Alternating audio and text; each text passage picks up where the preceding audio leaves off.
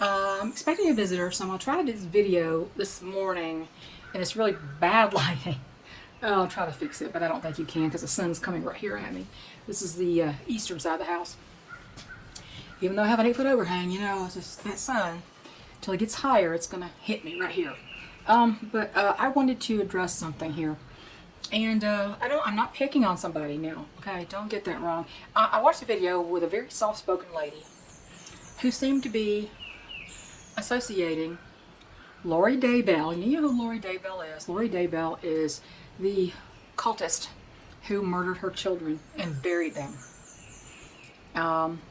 Horribly murdered her kids for some bizarre reason she had in her head. I don't know. She's definitely out of touch with reality. She's, anyway, she's just been convicted and she'll never see daylight again. But, this woman seemed to be associating Lori Daybell's prepping for the tribulation. Yeah, she is a cultist, offshoot from the Mormon Church, which seems to spring up a lot of offshoot cults that abuse children, sadly. But in this video, this lady mentioned the word exclusionary, about folks having to buy into this cult compound with their stores of food and supplies. They had to have a certain amount, and they bought, as I understand it, now I haven't really looked at this a whole lot, but as I understand it, people who were accepted into the compound, so to speak, had to have a pay-in of food and supplies and such. And this woman in the video seemed to associate that with instability, or, you know, anyway, the video kind of associated excessive, now I'm going to put that in quotation marks, excessive prepping as a cause of fear. It's living in fear. I did comment on her video. I did it tactfully and thoughtfully, and you know, I wanted to be sure I worded it where she wasn't offended. I wanted to just, you know, give her some food for thought, as I said. And this morning found she'd replied, and I guess I was tactful enough that she didn't get her back up and react badly to what I'd said, because her reply was very nice. And she asked me to clarify something, and I did. But come to find out, in her reply, she's actually doing some self-sufficiency stuff, which is wonderful. I think much of her issue was that there was a woman named Melanie Pulaski who was, you know, had insisted her husband go into a massive debt to buy into this compound, this cult, and associated that behavior with pressure from the prepping community or something. I may be misunderstanding, but I listened to this twice, two or three times, to try to figure out exactly what she was trying to say. But you know, I've heard of some of this kind of stuff before.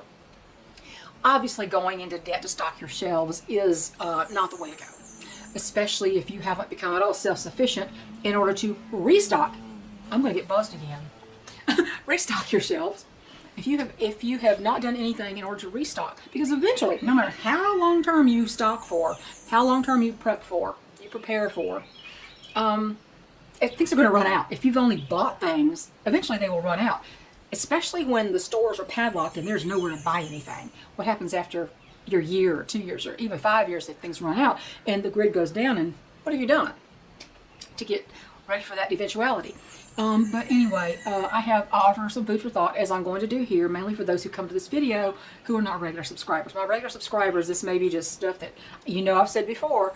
But you know, first, can we talk about the exclusionary comment? Of course, I'm exclusionary. Of course it's exclusionary. The reason I would exclude people, turn people away, is because I'm not Jesus Christ, and I cannot produce loaves and fishes out of thin air for the masses that show up at my door, the unprepared masses that show up at my door. Those unprepared people who do that can't be allowed to compromise the safety and security of my home and family. They had their chance. If they didn't do something with everything going on around us now, especially the last few years, what were they waiting for? They had the same chance I did to get ready for things. You know, those unprepared people had their chance. It's like the rich man. It's like the parable. The rich. I don't remember if it's a parable or an actual story, because when Jesus tells a parable, I can't remember if this is the parable. He tells a story. If it's a true story, he doesn't say this is a parable. If it's a lesson, in a made-up story, he will say this is a parable. But I can't remember if this was or not. But I don't believe it was. The rich man in hell, this was Abraham. He was told by Abraham that he could not go back to tell his brothers about hell so they could avoid it. He could not go back and tell them, oh no, avoid this place. Do this, do this. Don't do what I did. You don't want to go here. He was told he could not do that because they had the law and the prophets, same as everybody else, the same as he did. They have no special chance, so no, he could not go back and warn his family. They had the same information that he had, and they had their chance to learn it, and it was up to them. Same thing here. Everybody has their chance. They see what's going on around them. There's all kinds of resources on the internet and in books to tell you how to prepare and take care of your family. And, so we must be exclusionary, at least to some degree, with the unprepared masses. So, we also need to think about this logically. The word excessive came up. Who defines excessive? What is excessive? Is it a month's worth of food and supplies? Is it 3 months? Is it 6 months? Is it a year? Is it 5 years? Who judges what is excessive preparedness for somebody else? Prepping is, the word prepping is sort of a trigger word anyway. It elicits a knee-jerk response, especially after the Doomsday Prepper show. Anybody can go off the deep end with anything, but what? But thing is that deep end, or is it just their really, really well organized preparedness and their farsightedness, or is it excessiveness? Do you see what I'm saying?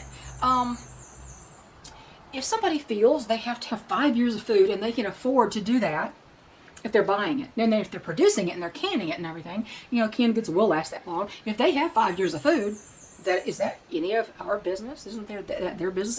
If they have to buy it, if they have to buy all that, is that my business? No. If they feel they must have it, maybe they've got a lot of family members, and they feel like they need to prepare in the extreme for that kind of stuff. So, anyway, so this lady was talking about this thing, but even long-term storage eventually does run out. Self-sufficiency is really the key to long-term preparedness, to real preparedness, because you can't buy things forever. So, being prepared and preserving food you grow is, in fact, very biblical. Scripture says in 1 Timothy 5:8, but if any provide not for his own, and especially for those of his own house, he hath denied the faith and is worse than an infidel. That was considered a pretty bad insult, to be worse than an infidel. And, causation and association are two very different things. Just because this evil Daybell woman stored food and was very into prepping, her idea was it was for the end of the world, or tribulation or something. I don't know. Not in her head. Thank God. That would be a bad place to be. But just because she stored food and water and supplies to what other people feel is excessive, means up to excessive levels, that's just an association. That is, she wasn't afraid because she prepped. She didn't kill her children because of that. She just happened to be, those two things are mutually exclusive. They don't have anything to do with each other. It's just, that's what she did, and she happened to be an evil, unbalanced, crazy woman who was in a cult. And a lot of people are unstable people join cults in the first place. So prepping is not a symptom of instability. It's usually the opposite. If you think about it, all farmers who grow and can their food and have livestock and run cattle, goats, whatever, they're all preppers by nature. Homesteaders who have livestock and grow food and gardens and preserve what they grow on a smaller scale than a farmer, say, they're also preppers by nature. Again, who judges what's considered excessive? And yet, I really don't like the term prepper. I prefer preparedness. We have a preparedness lifestyle. The term prepper, like I said, knee-jerk reaction, doomsday preppers. Oh my goodness. So one person can't judge what is excessive for someone else's situation. Somebody also commented to my comment, said, someone else said, there's a difference between putting away food for your family and storing food in prep for doomsday. And I say, well, Yeah, but the result is the same. The lifestyle of prepping. I don't like prepper movement, the prepper movement, and I don't like the doomsday preppers, you know, because it just makes it seem not like it's not normal, like it's just a fad that just popped up lately, and nothing can be further from the truth. It has nothing whatsoever to do with the tribulation for 99% of the population. It's not out of fear. It's to have peace of mind that your family will be safe. It's a lifestyle that we pursue so we don't have to be afraid of anything. That we won't have to be afraid our families will go hungry and thirsty, that we can survive whatever happens. Any calamity that will befall you is a cause for preparedness. Think of Hurricane Katrina. That was horrible. Services were out for weeks and weeks on end, and bodies were literally floating down the streets.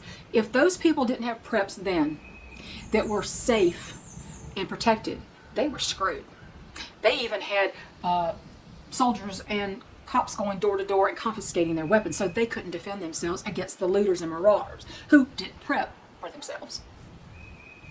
So if you prepare because you think the tribulation is coming, well, there you have a problem because you're incorrect about some things here. But Little Lori Daybell was a murderous cultist with a complete misunderstanding of biblical doctrine, which often gets you to do things that you wouldn't normally do. And cults draw in unstable, unbalanced people. Judging all people heavily involved in preparedness by these amoral cultists like the Daybells and their associates is truly not fair, honestly. In Depression days, our own government encouraged families to grow gardens, the Victory Garden, grow their gardens and learn to can food, to have their own flock of chickens for eggs. They encouraged that. Now, we've done a 180-degree shift, and this Marxist government has taken the stance that you don't deserve to have too much of anything, that you need to share, distribute your wealth, and now you're not responsible. If you sock away food and supplies for your family, you're just an old hoarder. You know, that nasty label they want to put on you, the hoarder label. You know, hoarder. It has all the negative connotations with it. The hoarder label. But you know, preparedness isn't a new fad that just popped up. And it has nothing whatsoever to do with the tribulation for 99.99% of those people who do it. Indeed, if you're doing it for that purpose, you plan to be left behind. And I won't go into that here. You need to study a little bit more with someone who knows what they're talking about. But not preparing because you mistakenly believe that in this age of grace, that God is going to swoop in and rescue you from all the calamities that are befalling you, it would make you a irresponsible, and ill-informed Christian believer. Preparedness is simply about peace of mind, not fear. It's about taking care of your family in extended bad times, and that's all. And however extensively you do that and get into that, how far ahead you prepare for whatever happens, fires, theft, weather calamities, the grid down, whatever you're preparing for, how far ahead to what level you do that is up to you. But I would urge you to do it to some degree. If you're not doing it, I don't know what's wrong with you, frankly. And no, it doesn't make you crazy, it doesn't make you a cultist, and it doesn't make you wrong. So that's the thing for today, and I gotta go because I got company coming. Catch y'all later. Bye.